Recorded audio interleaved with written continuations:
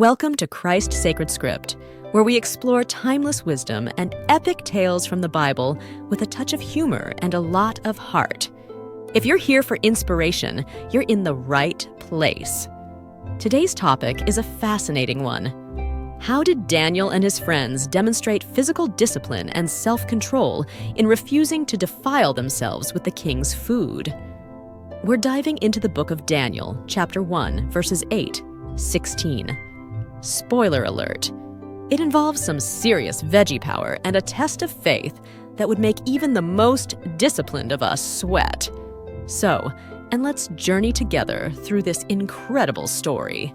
Don't forget to subscribe to christSacredScript for daily doses of Bible stories and spiritual insights. Let's get started. In the grand tapestry of history, there are threads of extraordinary courage and unwavering faith that stand out, illuminating paths of inspiration for generations to come. Among these threads is the story of Daniel and his friends, Hananiah, Mishael, and Azariah, who demonstrated remarkable physical discipline and self-control in the face of immense pressure and temptation. This narrative begins in a time of upheaval and conquest, where the stage is set not in their homeland, but in the courts of a foreign king.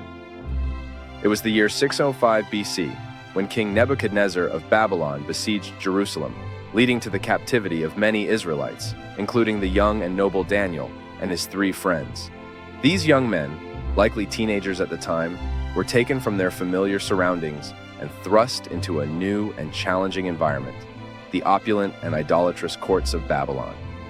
Nebuchadnezzar, a shrewd ruler, sought to integrate these captives into his administration. He ordered that they be educated in the language and literature of the Babylonians. This was no ordinary education. It was a comprehensive program designed to indoctrinate them into the Babylonian culture and erase their Jewish identity.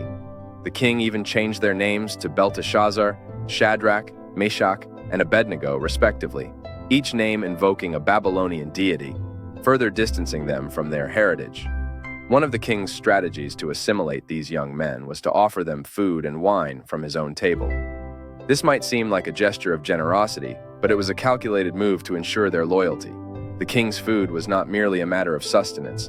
It represented the king's favor and the wealth of Babylon. Moreover, this food was often dedicated to idols, making it ceremonially unclean according to Jewish law. Daniel and his friends faced a profound dilemma. They were far from home, surrounded by a culture that did not share their values, and under the authority of a powerful king. To refuse the king's provisions could be seen as an act of defiance, potentially leading to severe punishment or even death. Yet, to accept it would mean compromising their faith and violating the dietary laws that were central to their identity and devotion to God. Here, we see the first glimmers of their extraordinary discipline and self-control. Daniel resolved not to defile himself with the royal food and wine. His decision was not based on personal preference or defiance for the sake of rebellion. It was rooted in his deep commitment to God's commandments. He approached the chief official, Ashpenaz, with humility and respect, requesting permission to abstain from the king's food. Ashpenaz, however, was hesitant. He feared that if Daniel and his friends appeared weaker or less healthy than the other young men who ate the royal food, it would reflect poorly on him and potentially endanger his life. Understanding this, Daniel proposed a test. He and his friends would consume only vegetables and water for 10 days. If, at the end of this period, they appeared as healthy and well-nourished as the others, they would be allowed to continue with their chosen diet. This proposal was bold. It placed their faith and trust in God in direct opposition to the king's provisions and the expectations of the Babylonian court. It was a test not only of their physical discipline, but also of their spiritual resolve. For 10 days, they adhered to their simple diet, a stark contrast to the rich and decadent meals provided to the other young men. At the end of the 10 days, Daniel and his friends appeared healthier and better nourished than any of the young men who ate the royal food. This was not merely a matter of physical health. It was a testament to the sustaining power of their faith and the discipline they exercised in honoring God's commandments. Their success in this initial test set the tone for their conduct throughout their time in Babylon, demonstrating that their commitment to God transcended the pressures and temptations of their environment. But this was just the beginning. Their journey would continue to reveal the depth of their character and the strength of their convictions in even more challenging circumstances. The story of Daniel and his friends is not merely a historical account, but a profound lesson in the power of faith, discipline, and the courage to stand firm in one's beliefs, even in the face of overwhelming adversity.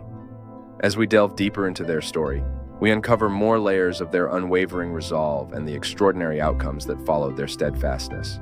As the days turned into months and the months into years, Daniel and his friends continued to navigate the complexities of life in Babylon with the same unwavering faith and discipline that had marked their initial refusal of the king's food.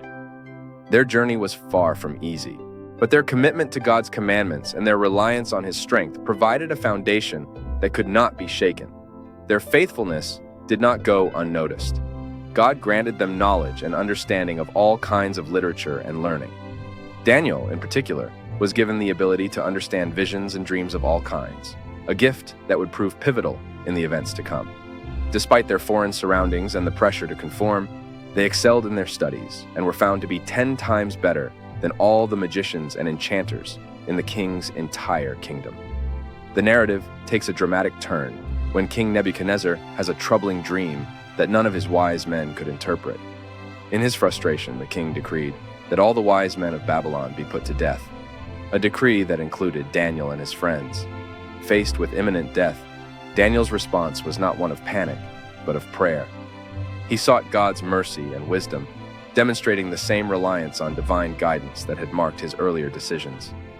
In a night vision, God revealed the mystery of the king's dream to Daniel. With humility and gratitude, Daniel praised God for his wisdom and power. He then went to Arioch, the king's commander, and requested an audience with Nebuchadnezzar. Daniel's interpretation of the dream not only saved their lives, but also revealed God's sovereignty over the kingdoms of men. The king's dream, which foretold the rise and fall of empires, ultimately pointed to the establishment of God's eternal kingdom. Impressed by Daniel's wisdom and the accuracy of the interpretation, King Nebuchadnezzar honored Daniel, appointing him to a high position and lavishing gifts upon him.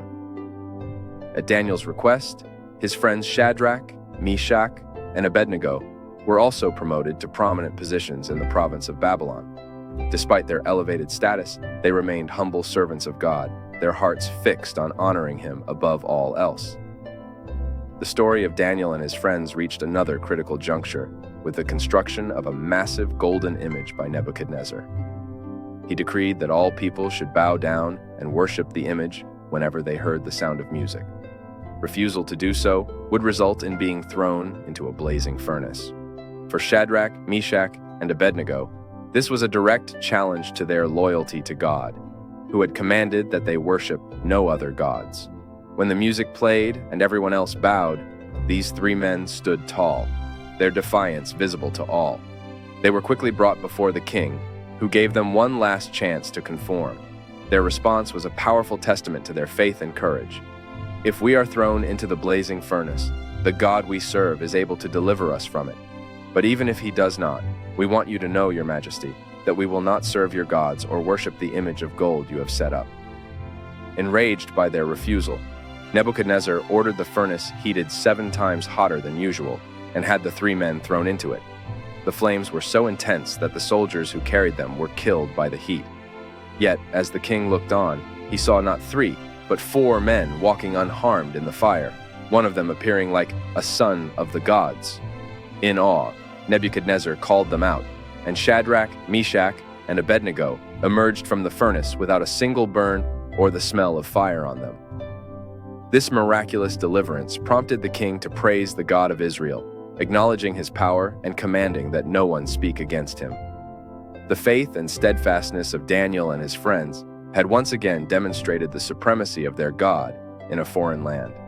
Daniel's story continued into the reigns of subsequent kings, each chapter revealing new facets of his character and God's faithfulness.